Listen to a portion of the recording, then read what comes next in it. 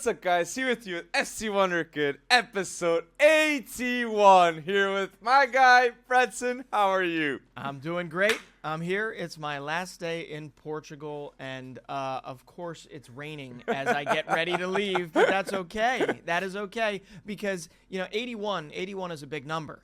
It is a big number, but you want to know what number is smaller but bigger?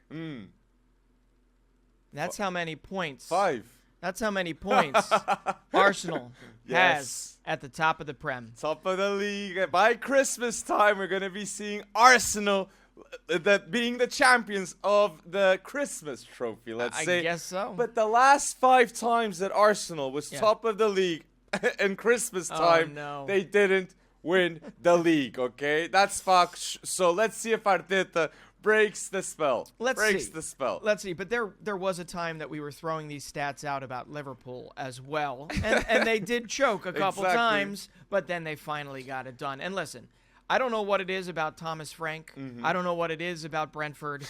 But I'm sure it has something to do with Ivan Toney. Facts. Okay, because that man, either he felt personally aggrieved that he was not selected for England, and man, did he show it. And those counters were pretty good. And they should have had another against City, and it was a weird game. It was a weird game to watch for Manchester City. And Reece James even posted, after Ivan Toney posted that picture of the 2 goals, Reece James said, "If I speak, I'm in big trouble." And we completely understand Reece James with what he's mentioning, because Toney should be, at least in my opinion, in this English national team squad. Okay, so, and that brace said a lot. But Arsenal, Odegaard is the top goal scorer. Yes. Gabriel Jesus is not scoring goals. Should we be worried? Not if they keep winning. Not if Arteta still sees, merit in what Gabriel Jesus gives. Yes. Ultimately, a striker that doesn't need to score. If everyone else is scoring, who the hell cares? True. Because he's going to need to pop up at some point this season. He's going to need to go back to scoring. Exactly. I'm trying to remember who's already got more goals than him this season. But Odegaard, Darwin. So many. Darwin now. Yeah, Firmino. Darwin with 2 more this weekend. So, yeah, there's quite a big shout for it. But the thing is if you're getting the 3 points, it honestly does not matter. And they'll tweak. He'll figure it out. He'll come back either, I don't know, revved up from winning the World Cup, or he'll come back pissed off and ready to hit the ground running because Brazil did not win the World Cup. So I'm not worried if Arteta's not worried. And it is, to be fair, the best start ever. Best start ever for Arsenal in 135 years. And it's with Odegaard, Saliba, Ramsdale, 2 big key player. And it's beautiful to see. I gotta say, you saying 135 years, my brain can't process that. Okay, I'm not even sure our nation, the United States, is that old. No, but listen, that tells you everything you need to know. Arsenal has a 135-year plus history. Any American club has a 25-year history. Maybe if you're lucky, a 70-year back to the NASL and before that. But listen. Back to Arsenal, because this is a big win. It was a big win. Wolves is atrocious right now, and we can talk about that in a second, because they're going to have Julian Lopetegui likely coming in, and unfortunately I'm not sure it's going to do anything, but I'm going to ask you a question about that in a second. But with Arsenal, it's an embarrassment of riches, because when Granit Xhaka had to go off and Fabio Vieira came on, okay, you just look at it and you say, How lucky is Portugal to have all these midfield talents that Fabio Vieira, yes, he hasn't been playing as much as he'd probably like to for Arsenal. He will. But when he comes on, I'm pretty sure every Gunner fan out there sees his quality. And you saw it on display. So it didn't take him long to do that. And oh, by the way, those worried about Granit Xhaka, he is not injured. He is apparently sick. There were a couple guys apparently that got sick. So Swiss fans, I'm pretty sure you're going to be okay with Xhaka. But yeah, Arsenal. And I love how you're mentioning Fabio Vieira. And we have like Fabio Carvalho too at Liverpool. So Portugal really, just in the Prem, Fabio Vieira, Fabio Carvalho, 2 growing talents, man. It's true. Unbelievable. It is. Unbelievable. It is. And I knew I mentioned Xhaka. And not at Wolves. Yeah. I knew I mentioned Xhaka for a reason, because he only became the 6th ever. Let me see if I can get this right. The 6th ever Arsenal midfielder to hit 200 Premier League appearances. So all I can say is what a ride, what a roller coaster it has been for Granit Xhaka at Ups Arsenal. and downs. How many times has he maybe not wanted to leave, but I'm sure there was always an inkling of a thought. And I'm sure fans wanted him out at some point too. But man, is he having himself a season? Because he's nominated for Player of the Month. He's deserves that. It's good to see. It's good to see. But I have to ask you, because Manchester City fans don't seem that, I don't know the right word, that bothered by the fact that there's a fiver in between them and Arsenal. Are they being too cocky? Are they being too, they trust their team a little too much? Because I'm looking at an Erling Haaland that has only scored one non-penalty goal in like the last 4 games. Like, what's up with that? And Alvarez too, man. Julian Alvarez is scoring the goals that he needs to score to make a debate, a contention at least. Needs more minutes. So I think City, this is as one step backwards to go 2 steps forwards type of season for Man City, in my opinion. Yes, a lot of players, Gabriel Jesus, Aguero, okay, club legend. Like, there's a beginning of a new stage or a feeling at Man City, and Haaland there. New defense. Yeah. Midfield's going to be new too. I'm liking what I'm seeing. Yeah. I'm liking what I'm seeing, and I think they will win the league. Okay. Still. So I still think they will believe, win the league. I was going to say, I believe it was 1 or 2 podcasts ago. You You might have said Arsenal's treble. You might have mentioned treble. I still believe in the treble because Man City, I think, beats Arsenal. Yeah, in my opinion, and yeah, then it's 2 points. Then it's a 2-point difference still. So yeah, I still believe, but I want to say I wouldn't be surprised, obviously, if Arsenal does win the league. Okay, unbelievable. 1 win, only 1 draw and 1 loss. Yeah. Until now, and Pep Guardiola is not surprised because he knew Arteta knows mad balls. So big credit where credit's due to Arteta. I'm just looking at it and seeing them beating the teams that they absolutely need to beat, and that's big. And it's January too, Breton. I feel like if in January Arsenal reinforce with another cover for Thomas Partey and they get another winger like Mudryk, okay, they're definitely favorites to win the Prem. The fastest guy in the Champions League group stage. Did you see that? Faster than Darwin. Mudryk. That's what it said. I love it. That's what the stats said, coming from I believe it was coming from UEFA Champions League, but who knows? Twitter is a wild, wild west type of situation. But Mudryk is since insane. Elon Musk took over. But yeah, Mudryk is, but it's going to cost a little more than the 30, I would imagine, that they were trying to get. If it's 60? No, I think his contract's running out. If it's 60 million, it's quite steep. 30, 40, I honestly would accept. And seeing what happened to Kvisha Kvaratskhelia, people need to see that Ukraine, Georgia, like all these countries have mad talents, okay? They play on ball phenomenally. So Mudryk is another one. Next to Zinchenko, maybe. So that would be good. No, but, it was... You said something pretty interesting there because we were talking about this with Manchester City. It felt like these are big additions, right? There was no guarantee that Julian Alvarez would pan out, right? True. Erling Haaland, everybody's been worried about his injuries, right? We knew his goal-scoring ability, and then you get the support and all that. But when it comes down to it, it almost feels it's weird to label it a transition year, but that's kind of what it is because they're moving on from stalwarts. They're moving on from players they've had there for years and years and years in order to set a longer runway for them to continue this Premier League domination. So, okay, I see it, but I could also see a little room for Arsenal to strike. But the next few years, going to be a little worried. I think that shows what you just said, the greatness of Pep Guardiola.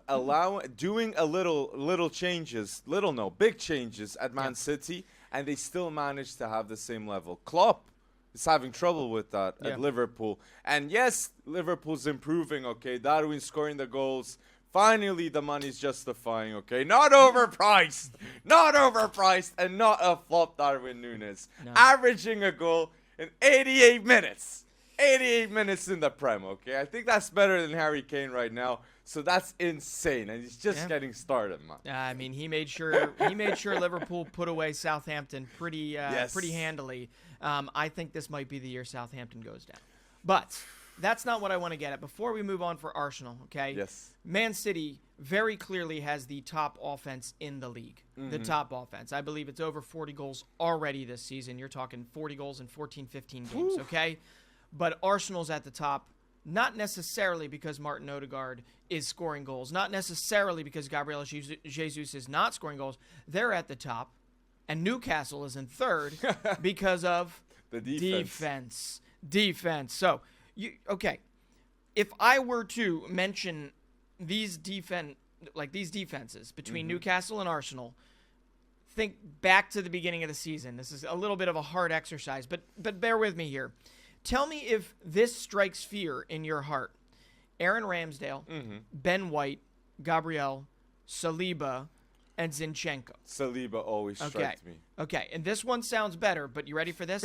Newcastle also has only let up 11 goals this season, just like Arsenal has, and that's a big reason why they're in third place right now. Fuck. Nick Pope, Kieran Trippier, Fabian Schär, Sven Botman, and Dan Burn. That does not strike fear in most people's hearts. It should, though. It should now. But if I said that at the beginning of the season, we'd be saying, that's not third place material. But listen, they're growing together as a team, and this is my bad transition to talking about Newcastle. But it's really, really impressive what they've done. 11 goals in 15 games that they've let up. And with Arsenal defensively, big credit to Thomas Partey, because if Thomas Partey's not injured, that makes Arsenal definitely, as I said, the favorites, to win the Premier League with the best signings they can do too. And Thomas Partey is absolutely crucial for that. And Newcastle, they have the best defense, and they have the player that won the Player of the Month award in October, which was Miguel Almiron. Bruno Guimaraes, Almiron, best defense, one of the best coaches. But anyhow, everything's going up very well for Newcastle right now. They're going bold, factually. And all they're gonna have to do is add CP10 after the World Cup. That would be an interesting move. I'd like to see that. I'd like to see James Maddison. I'd like to see Christian Pulisic. Yeah. That would be great moves to Newcastle. And this is what it comes down to. This is unprecedented, right? We're having a World Cup in the middle of the season, so you know how the winter transfer market's generally pretty sleepy? It's true. Not this year. It won't be definitely. Not next year. I'm expecting that Caicedo big move after the World Cup for Ecuador. The people would be, what? But mentioning Newcastle too, I just want to say they're going to have fierce competition now. Sure. I would say Chelsea, Man City, and Newcastle were the richest clubs in the world. Yeah. Not anymore. No. Not anymore, as it seems, because Liverpool is going to be bought by the 8th richest man in the world, an Indian man named Ambani, which has 90 billion. Are you breaking news? I missed this. No. It's not official, but he's the main guy. He's the main guy. Wow.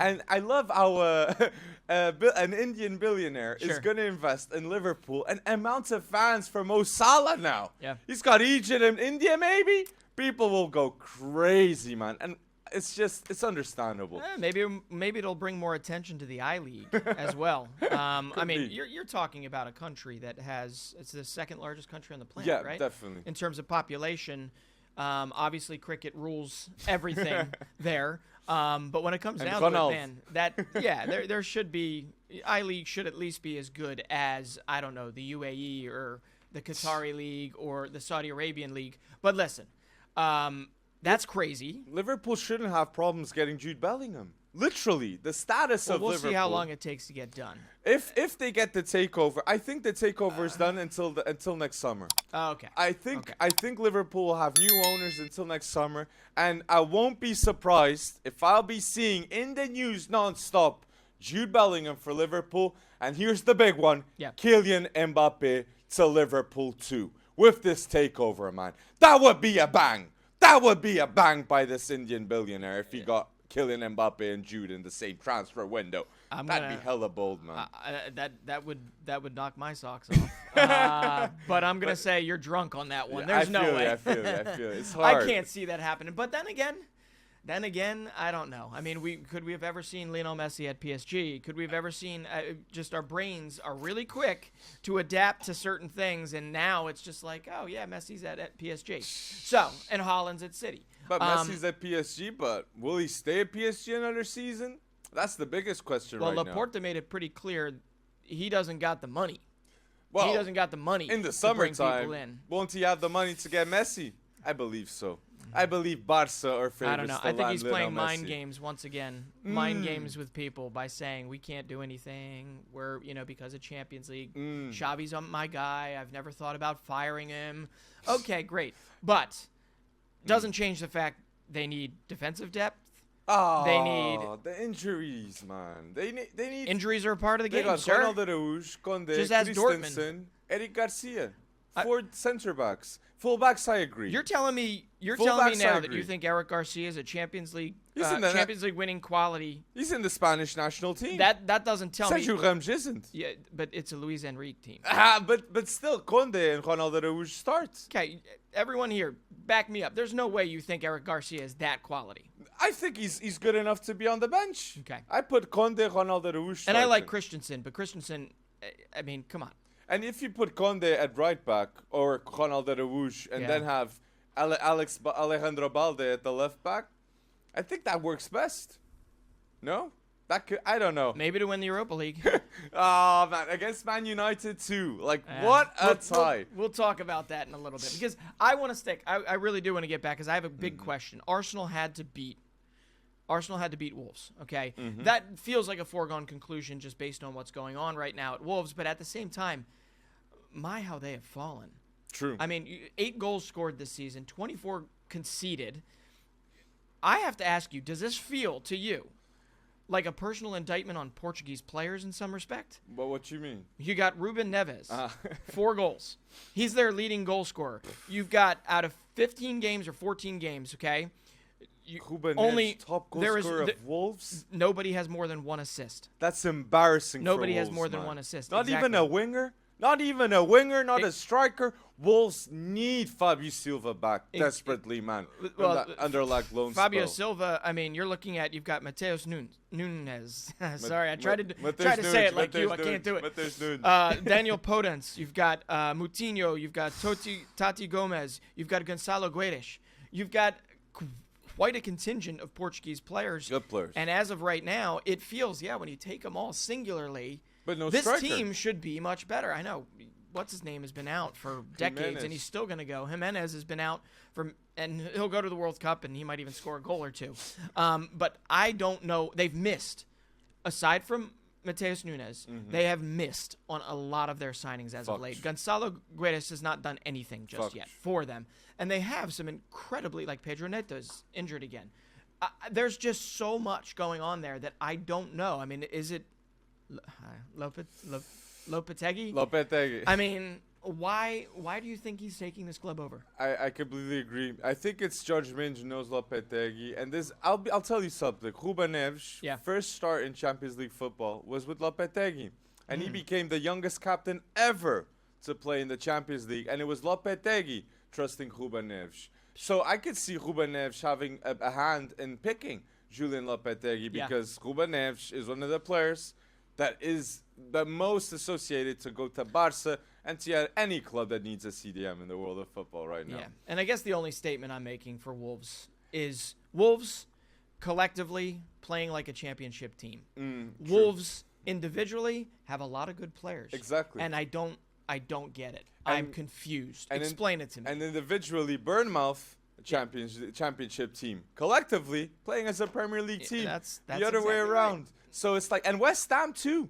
West Ham too. So I'd say with Wolves, I really believe that this season, the mentality is not get relegated. Because if we do, we'll have to do a complete rebuild. That's not what they want to do. And the Molyneux, they need a striker. I repeat, the striker has to be the focus. And I repeat, the transfers were wrongly made. You're 100% right. Yeah. Leeds did better.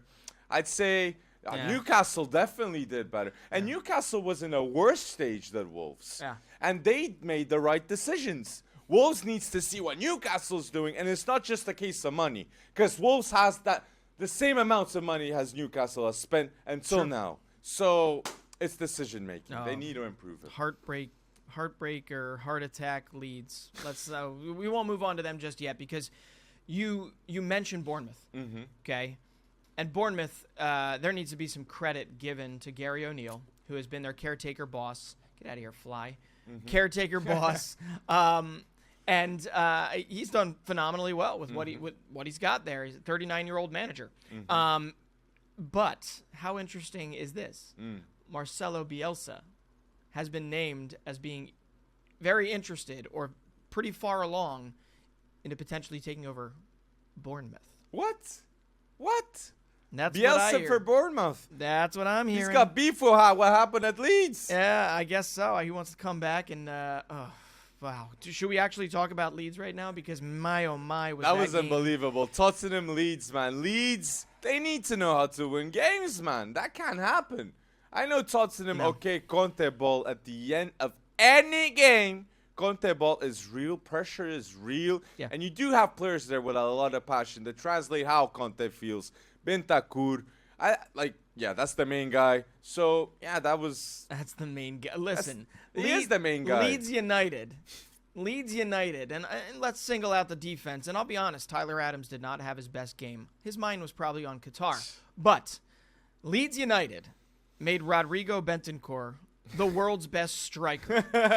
It was 3-2, and within 3 minutes, Rodrigo Bentancur, who does not score often, scored 2 goals. Okay, now one of those goals was brilliantly made by Kulusevski, so got to give him credit there. It's nice to see him back to full health.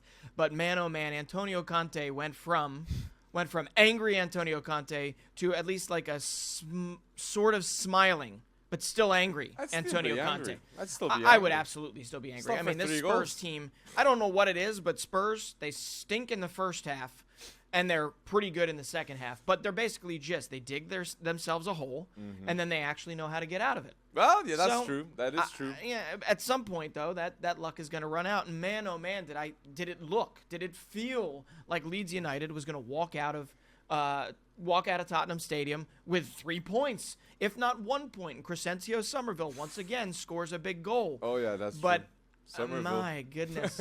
and for Conte, man, it must be so frustrating. He's used to competing with the best, and with Tottenham, he has to accept that the objective is top 4. Yeah. He can't compete with Arsenal right now. He can't compete with Man City.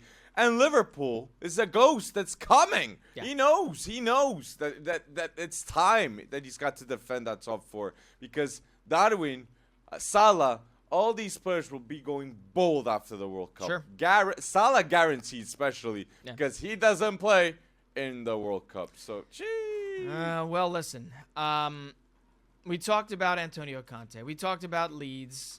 I'm going to stay lower level here. I'm going to stay pretty far down there because, tell me if I'm wrong, but I feel like we may have given a little too much credit to Frank Lampard and Everton. Because, boy, oh boy, when Bournemouth not once but twice beats you handily, once in the Carabao Cup, then the next game in the Premier League, 2 times in a row, Frank Lampard loses in the Carabao Cup. Then he learns nothing, and he loses even bigger in the Premier League. I don't get it.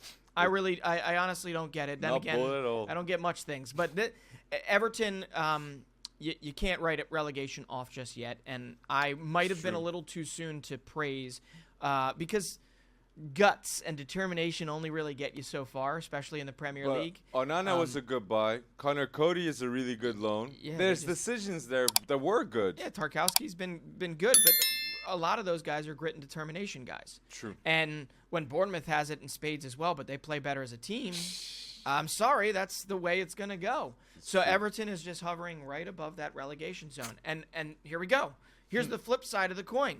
We were talking and trying to give praise to Frank Lampard and Everton, and in reverse, we were saying Brendan Rodgers and Leicester City were in the mud, and eternally in the mud, that this was an era that is over. And guess who's rattled off 5 in the last 6 games? 5 wins.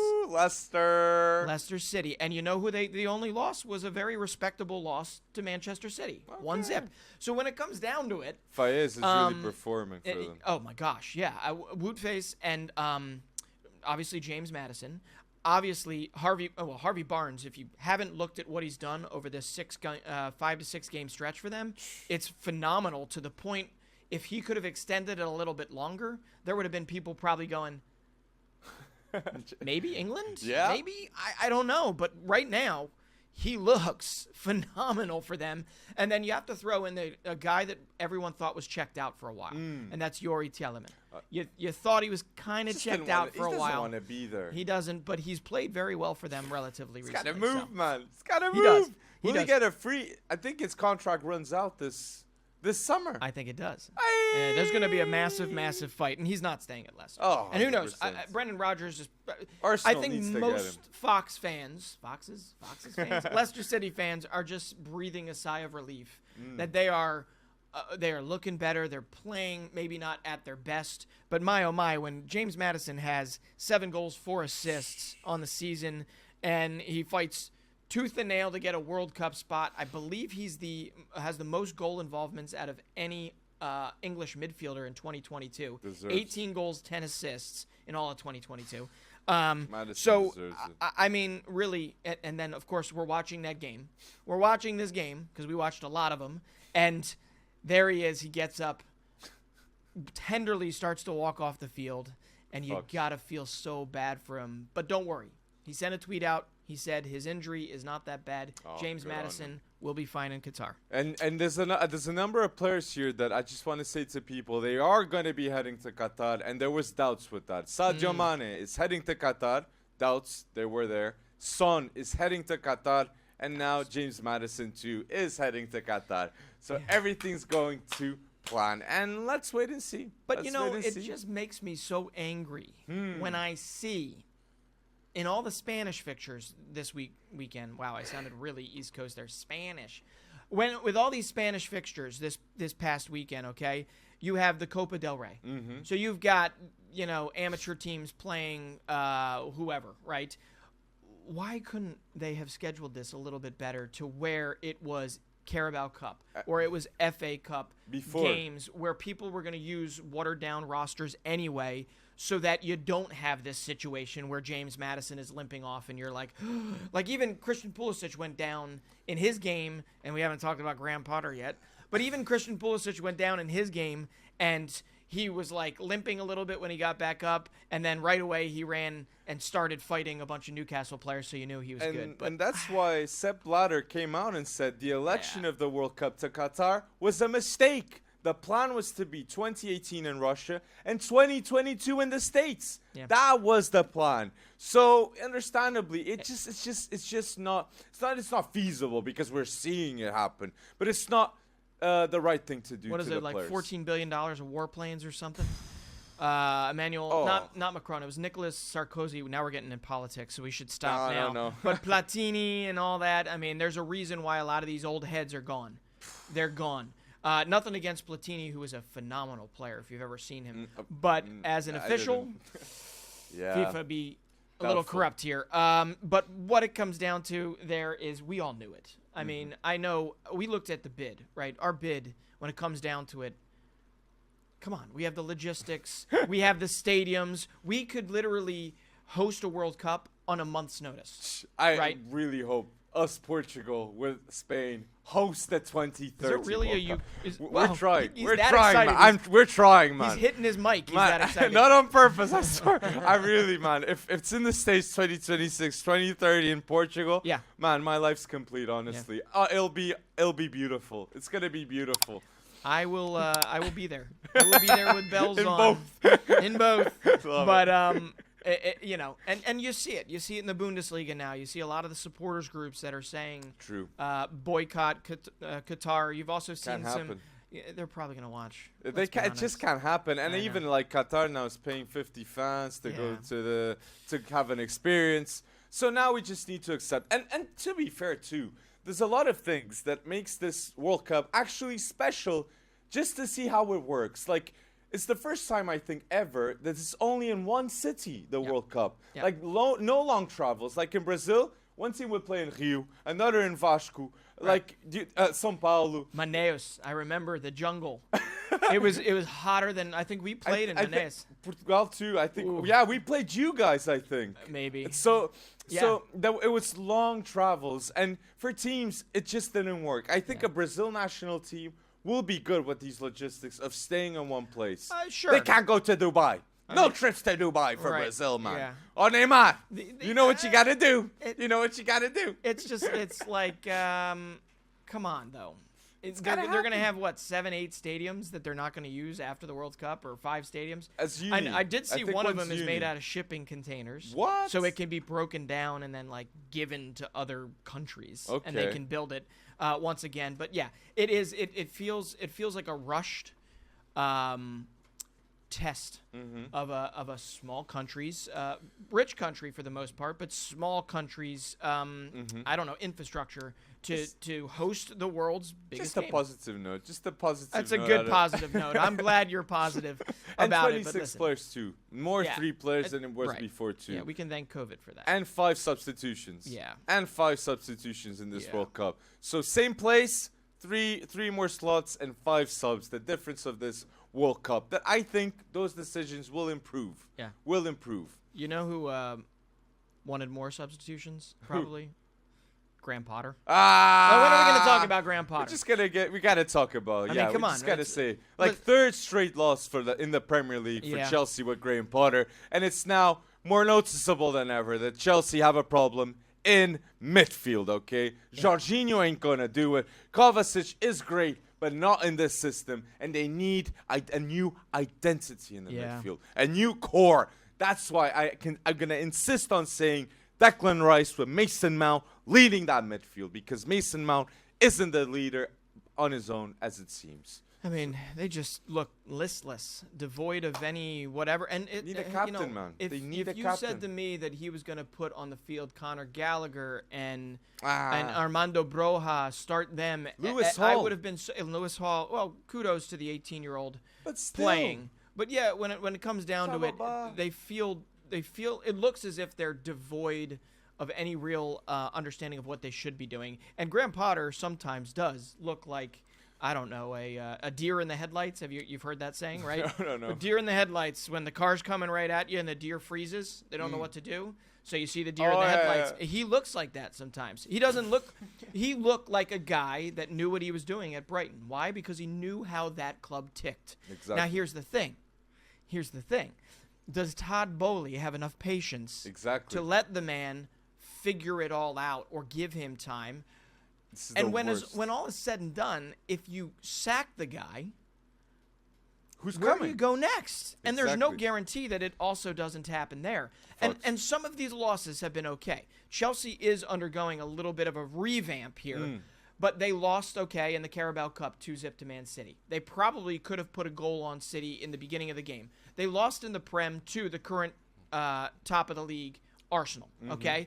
So, really, you're talking about 2 losses and Newcastle out of the last 4 that should have been avoidable, or should have at least been a draw. And I'd even say a Newcastle home game. That's a tough game for Chelsea, for any team in the world right now. But again, this is the worst start that could happen for Todd Boehly. Why? Because it's his decision of sacking Thomas Tuchel that's having a big hand in these results. And naturally so, Chelsea fans are fully expecting to go bold in January and next summer with transfers. Even, I know they were the top ever. They broke the record of most transfers ever in history. Okay, Chelsea, but they still need to reinforce. Badly. I'm sure they do. We're Sterling.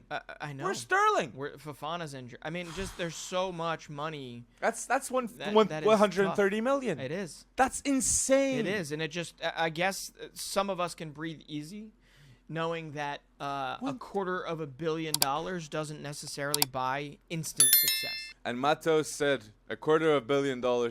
That's what's needed to take Jamal Musiala off Bayern Munich, okay? That's what he said, okay? So that's $250 million, man. What's Pedri cost then?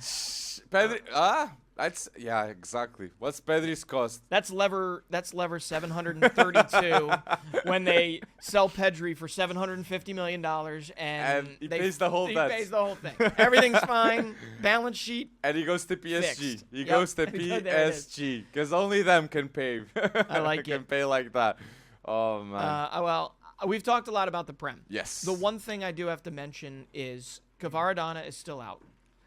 Kvaratskhelia, is still out for Napoli, and they're still doing wonderful things. Top Okay, of the league. Yeah, and to be honest, I thought they were gonna cakewalk this. They were beaten Udinese pretty well, and then Udinese scored 2 late goals to make it interesting. But you have to see the supporting cast. It is. We talk maybe too positive about Napoli, but Spalletti has got them to where down to a man. Alif Elmas came in for Kvaratskhelia, okay? And he had a goal and an assist, and he was easily, possibly the best player in the game. What a sub. Once again, Victor Osimhen did the Ivan Toney type of thing, except Ivan Toney was left out. Victor Osimhen and Nigeria are not going, but Osimhen just keeps scoring goals. And Raspadori, Simeone, they're not sure on options. No, they're not. And guess what? Guess who had one of their worst games and they still won? Who? Min Jae Kim. Min Jae Kim. He's not consistent. Good. He was not that good, and normally he's consistent. So his head's very clearly on. Get me on that plane. And look at this midfield. Anguissa, Lobotka, and Zielinski. Yeah. Zielinski, man, is shocking me. Zielinski, for me, is one of the most underrated players out there right now, in my opinion. That's why he's in my Group 11, man. That's why he's in my Group Best 11. Come on. I don't think you put him there. I didn't. It's a pretty stacked midfield in that I group. put Messi in that role. Yeah, you did. Okay. Well, if you're comparing those two. Yes, and check out our group by group videos, okay? We're going to be releasing throughout the week, okay? Yes. It's being really enjoyable, loving it. And if you're enjoying listening to us until now, don't forget to like this video. Wow. So, you went to Napoli fast. You want to talk about predictions time here? Yeah, I mean, I don't know if around all this World Cup hubbub, I don't know if everyone saw there was a Champions League draw, there was a Europa League draw, and man, do we have some mouth-watering matchups for February and March. And the crazy thing here that you have to keep in mind is that right dead in the middle, post-World Cup, is that transfer window. True. So you're going to have some of these teams that aren't going to look drastically different, but they might have some key pieces that they add to the I think Benfica bunch. could lose Enzo maybe in 3 months' time, man. And that's insane. Already? That's insane. That's insane. I hope they do a deal for 6 months. Okay. 6 months loan, and they get it done. They sell him off in January. I could see that happening. Interesting. It's United, man. It's United. I really think they'll get him. United is just, they're worried about, it's FOMO. They're worried about missing out. But they won't get Jude Bellingham, okay? No. Jude Bellingham won't go to Man United. He'll go to Man City or Liverpool, preferably, or Real Madrid. And Enzo would cost him 80 million. They will still have money to get the striker and the goalkeeper that I believe is Diogo Costa. If they get Enzo and Diogo Costa for the Portuguese league, Man United is making great decisions. It's pretty solid. Maybe they'll send Jadon Sancho back the other way. Just kidding. We don't have money. Portuguese teams don't have money for that mad contract. Yeah. He's getting 300K a week. I know. 300K a week, and that's a problem because he's not performing. And Rashford's going to get an extension too. Pretty sure on that. That's a pretty penny. All right, you ready for this? Round of 16 draw. I'm going to go through them. You want to give me a couple I'll give a prediction. What I think. Predictions. Here we go. RB Leipzig, Manchester City. Man City's going to win it. But I want to give a shout out to Joško Gvardiol and Nkunku in this match because they stayed at Leipzig for these games. Yeah. To win the Bundesliga and to make an impressive Champions League campaign. And listen, if it was a one-off, if it was one leg, I think RB Leipzig could potentially surprise them. A lot of goals. Right? Because there's always goals, and True. You can fluster City. Apparently Brentford can. I don't know. So if Brentford can, I'm sure RB Leipzig can. But over 2 legs, I think Manchester City's got this in the bag. All right, next one is Club Brugge, Benfica. Benfica's for sure going to win it. Benfica, I've never seen a Benfica playing like this. The only time I can say was with Jorge Jesus, Enzo, Salvio, I remember at the time, Gaetan, back in the day, unbelievable. But yeah, Benfica for me, unbeaten. 2014? Yeah, around there. Okay. Yeah, so unbelievable.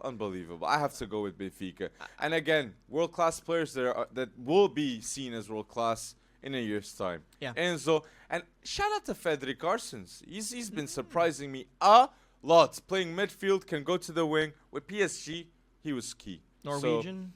Building the pieces slowly to take over the world. And Otamendi too. Otamendi next to Antonio Silva. Vlaco Dimos, goalkeeper. Grimaldo. How the hell didn't Grimaldo go to the World Cup, man? That's insane in my opinion. Best left back in my... And Balde. And Boldest. So, but keeping with Benfica, yeah, great. I think Benfica's going to go through. I'll join you on that, but I'm not going to discount what Club Brugge have obviously done, what they've done in this group. But I think the emperor wears no clothes. I don't know if I got that saying right. Tell me if I did. But Club Brugge in that last game, that last group game, Porto destroyed. It kind of showed how to beat Club Brugge. So if there's anyone that's going to be able to pick up that torch, it's going to be Benfica. Exactly. So I will pick Benfica as well. Good rationale on that. That makes sense. There you go. Sometimes I can have a good idea. And Benfica beats Porto in Dragão. Dragão, which Roger Schmidt. So big shout out to that. But Club Brugge has done something. They got to focus on the league, though. They're going to lose that thing to Genk. All right, next. This is the big one. Okay. Liverpool, Real Madrid. Real Madrid. Real Madrid's going to win it. Real Madrid's got the midfield sorted. Liverpool doesn't. Yeah. And, I think Liverpool will have to focus on getting top 4 in the Prem. I'm going to throw one little wrench in there. Mo Salah? I know. Can Mo Salah get the revenge finally? I don't know, but Thiago's going to have a month off. Oh. But listen, like Modric changed. Right, no. Liverpool, Real Madrid. This is what I think. Liverpool has nothing to lose.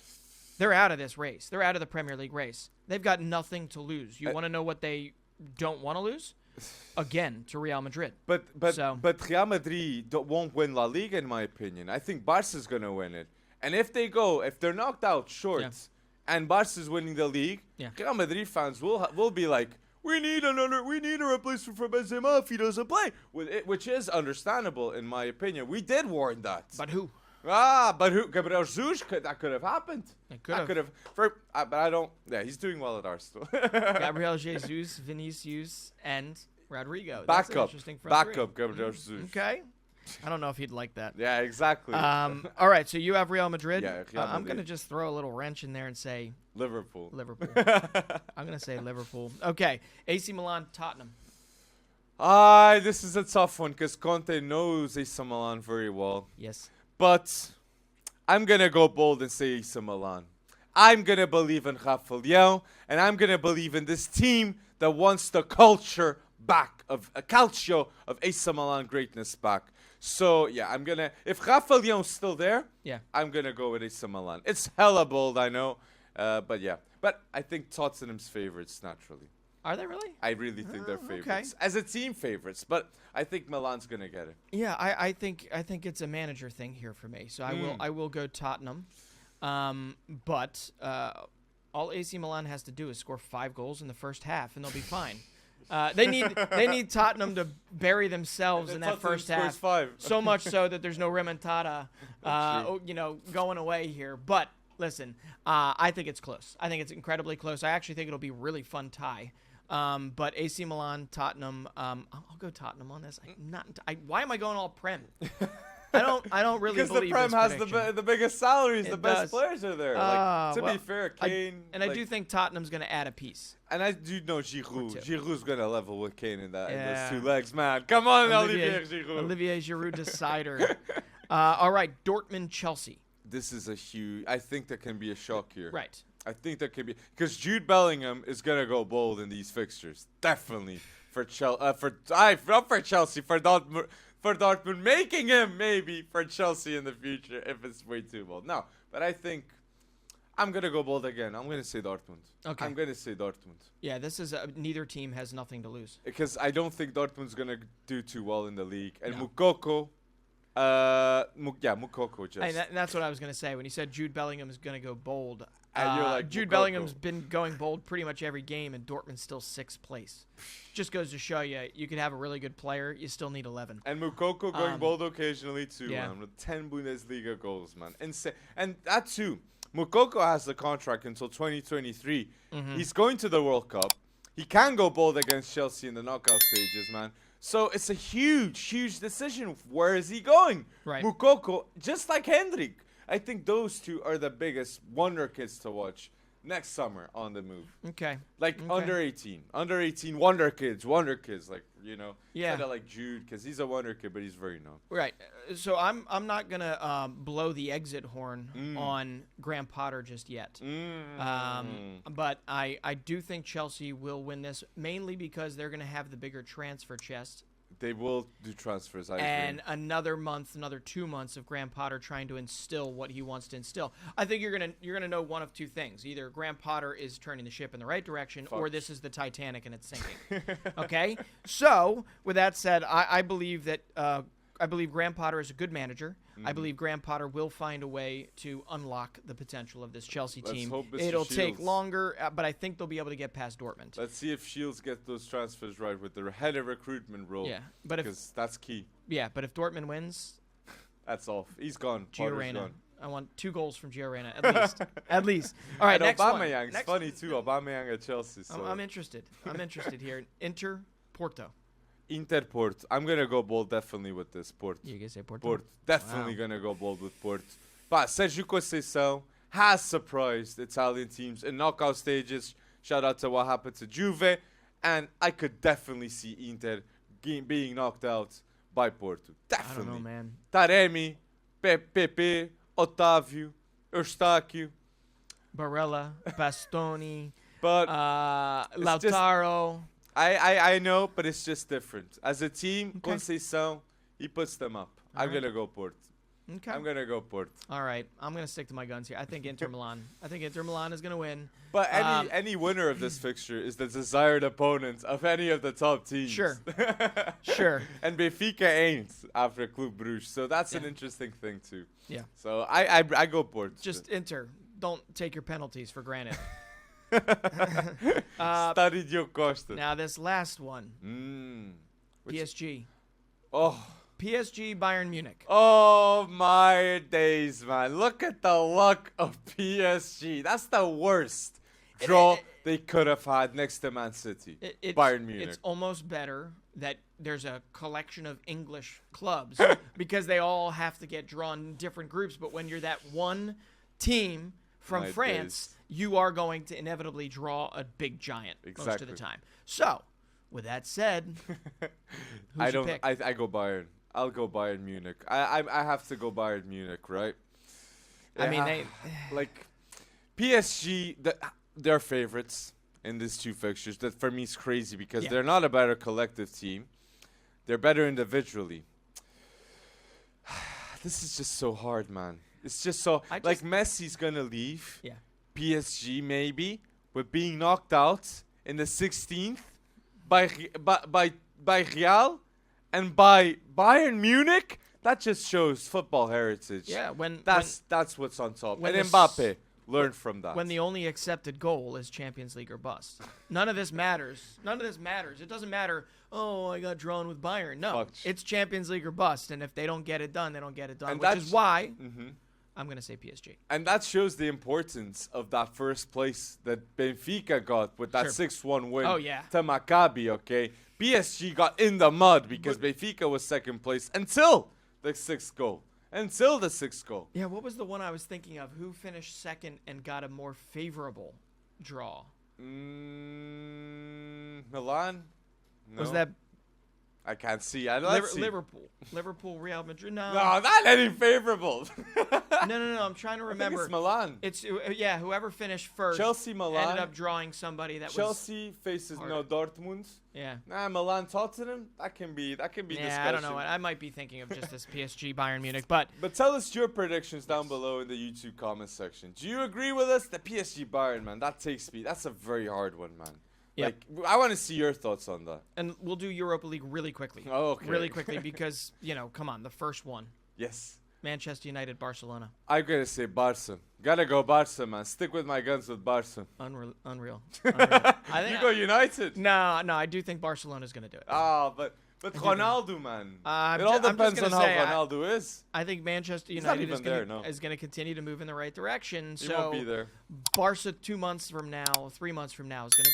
I'm sorry, Man United 2-3 months from now is going to be a different Man United. Better? Probably. Barca 2. Barca 2 will be better. No? Pedri's going to be tired. Oh, Gavi's going to be tired.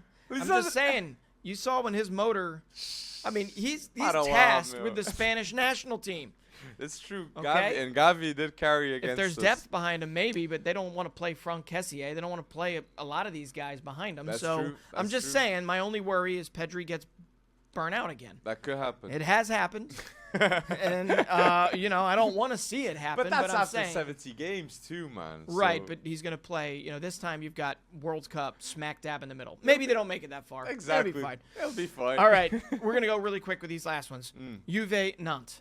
Juve. Yep. Sporting, Midtjylland. Sporting wins. Quick little tidbit here. Midtjylland. Sporting will be the better team, but Midtjylland, they're going to lose their best player. Evander back. No, Evander's going to the Portland Timbers. Oh, what? Big deal. That's a big deal. Shakhtar Rennes. Stade Rennais. Shakhtar. Okay, I'm going to go Stade Rennais on this. I know. Stade Rennais playing good. Stade Rennais playing really good. Okay. Good transfers. Martin Terrier. Yeah. Okay. Yeah. All right. Ajax Union Berlin. Ajax. Yeah, it's another one where like the defense of Union Berlin, it's been found out. They're still in third place in the Bundesliga. They're still doing pretty good.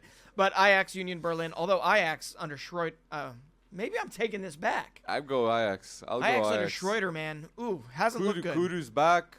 Kudu's back. Okay. Bayer Leverkusen Monaco. This one's mouthwatering to me. That's actually really good. Yeah. I'm gonna go Xabi Alonso and Leverkusen on this. I kind of want to too. Trust the youth. Like Moussa Diaby is scoring for fun. And what a bang would it be for Xabi Alonso to go late stages in Europa League, even because it's a different Europa League now. Yeah. Top 4 in Bundesliga, Europa League, good. Yeah. I think with Xabi Alonso, they are looking much better. They are looking much better. Somebody please check on and give us an update on Florian Wirtz. I want to see him back ASAP. All right. That's a tough one, but that's a good one. Sevilla, PSV. Sevilla. Yeah, why did I took so long? Sevilla. No, Sevilla. Okay. PSV just beat Ajax. But Sevilla in Europa League, man. Okay. That's just Sevilla things. This is a different Sevilla. It feels like a different... I mean, this is a Sevilla that's been bopped down from the Champions League. And PSV, I don't think... I questioned myself afterwards because I don't think Cody Gakpo is going to stay at PSV. That's actually probably true. In January. You're right. And Xavi Simons, he doesn't need PSG. PSV. But behind them, there's Madueke that's waiting. He's back. Sangare. You've got Bakayoko. You've got even Savio behind him. Yeah, not bad. Got to shout out my boy Richie Ledesma. Not a bad. Oh. Yeah. No, I mean PSV. I'm going to say PSV. Okay. I'm going to say PSV. I think they've got what it takes. Sevilla, I don't know. Looks different. Anyway, come on. Last one. And this one is actually more exciting for me than I kind of want it to be. I think there's upset potential here. Red Bull Salzburg, AS Roma. Red Bull Salzburg, AS Roma. I'm gonna go Roma. Because Mourinho, when it's in European competitions, Mourinho goes bold. Okay. And I think with a Man United, a Barca, with all these top teams in Europa League, he won't want to be one of the first to go. And Roma, they'll focus on Europa League. So yeah, I'm gonna go Roma. Okay, I'm gonna take. This is my upset. I'm gonna take Red Bull Salzburg. But that's over not AS really Roma. Is it really? I think Salzburg. I think when you take them piece for piece, I go 50-50. Okay. Like Šeško's there. I understand. I understand that, but like I don't know. I guess we have seen him go up against Champions League competition. Yeah. So, okay, fine. It's not that bold. But either way, I mean, the Europa League is actually, as we've talked about previously, almost just as interesting as the Champions League. True.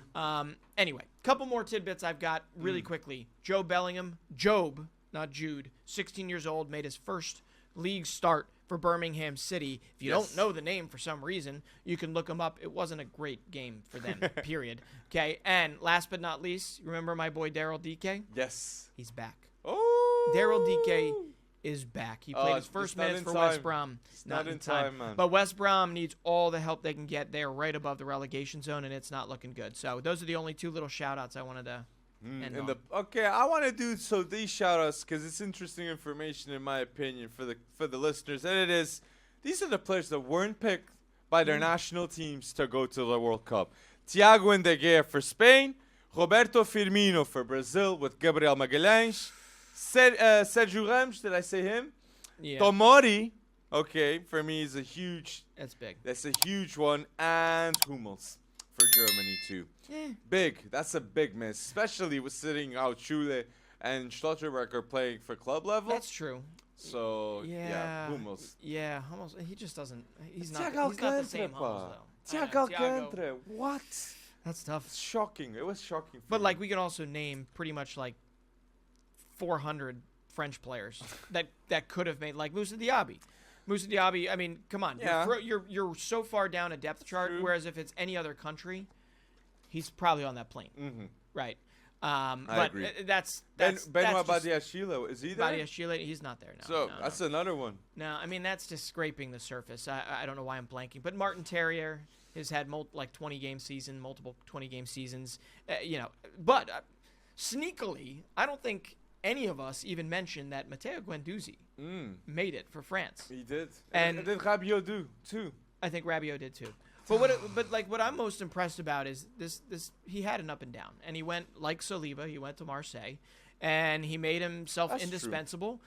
And more importantly, somehow, every time he got a shot with Les Bleus, he made it work. Mm-hmm. He impressed, and when he impressed, he gets on Qatar, because there is any number of decent midfielders that you could put in there. They have a little injury crisis, but I just wanted to shout out that mop-haired man. That's true, and that's a great shout. And my last shout in the podcast is people. Before I say, according to Football Manager, the top 6 best players in the world for Football Manager, comment down below. Who do you think is number 1, 2, and 3 before I say it, okay? I gave you the chance to do that, so now I'll say, who do you think's number 1 for Football Manager? So this is top-rated? Top-rated best player in Football Manager. I need to know, is it current ability or is it potential? I'd say current ability, this player. Because potential, I'd put Endrick. Current ability, top player. Oof. And Hendrik, man, if it's potential, like he is in Football Manager, I think the best talents next to the likes of Mbappe and Haaland. So that says a lot. So top current ability. Oh boy. It's De Bruyne. I was gonna. I should have just. De Bruyne. So number 2. Okay, number 2. Haaland. He's 4th. Mbappe. So Done. De Bruyne is first. According to Football Manager, Kevin De Bruyne is the best player. Yeah. Mbappe is second. Lewandowski's third. Current ability? Yes. Haaland fourth. Wow. Salah fifth.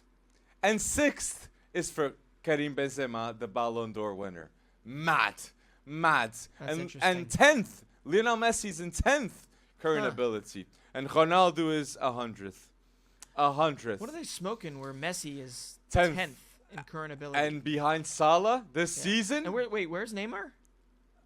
He must be. I just got into top 6, but Neymar, I hope 35th? he's the 7th. I hope he's the 7th, man, because if he isn't, they're in the mud. Seems a little weird, but then again, what a game, by the way. I can't play it anymore. I don't have enough time, but I love that game. When I was a youngster, I used to play like mad out with a youngster, like 10 years ago. He's a youngster. I'm still young. But like 10 years ago, like on PSP, I'd even play Football Manager. And a lot of credit, like with players. Rakitic, I remember. Batu. Pjanic too at Lyon, I remember seeing him go up. Okay. Suarez was at Ajax, people forget. Like, so, yeah, man. Great credit to Football Manager. I'm gonna age myself here, but I remember the days of picking up Freddie Adu. Oh. I remember the days of picking up Robbie Keane. I love that. And you remember the days it was called Championship Manager. Yeah, Championship Manager. I was almost heartbroken because for a long time it couldn't play on PCs in the U.S. and then they released a U.S. version. Oh, good on them. And it was the best thing ever. I wouldn't say wasted, no, but I spent so much time growing up. Anyway, World Cup is here. Yes. World Cup is here. We have a lot of content coming. We're going to be doing podcasts throughout it, obviously, too. But if you have any other ideas, please put them in the comment section. We are open. I can't stay in Portugal eternally, so we will go back to my grainy little face via Zoom. But I have enjoyed my time here at Portugal, and I can't wait to come back. And we are going to go bold many more times, people. Yeah. So please make sure you go bold and like this video on the first live podcast of Bretson here at FC Wonderkid, people. Thank you for listening until now, and thank you for going bold, community. See ya.